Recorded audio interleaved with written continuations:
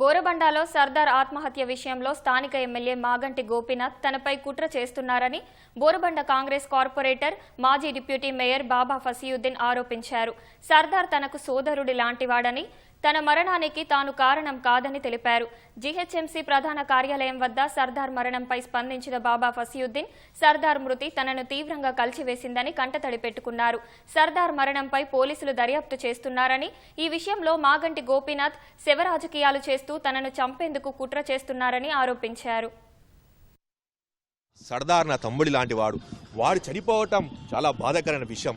ఆడ చివరి చూప కూడా చూడకుండా దుష్ట రాజకీయాలు మాగంటి గోపీనాథ్ చేయడం జరిగింది. ఆ బోరబండ వాసులు 10 మంది ఉంటే 90 మంది కూడా రౌడీ షీటర్ల నుంచి, అక్కడ ఉన్న ఫైనాన్సర్ల నుంచి, ముఖ్యంగా మాగంటి గోపీనాథ్ ప్రవేశపరించి అక్కడ మాపును బిల్డప్ చేసి నా మీద దాడి చేసే ప్రయత్నం చేయటం.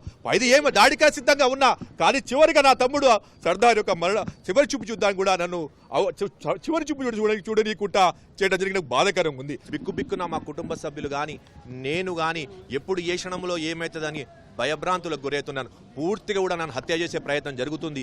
ఇంతకుముందు ఒక సంవత్సరం నుంచి నాకు డైరెక్ట్గా సిగ్నల్స్ వస్తూనే ఉన్నాయి. దయచేసి నన్ను, నా కుటుంబాన్ని రక్షించామని పోలీస్ శాఖను, ప్రభుత్వాన్ని కోరుకుంటున్నాను.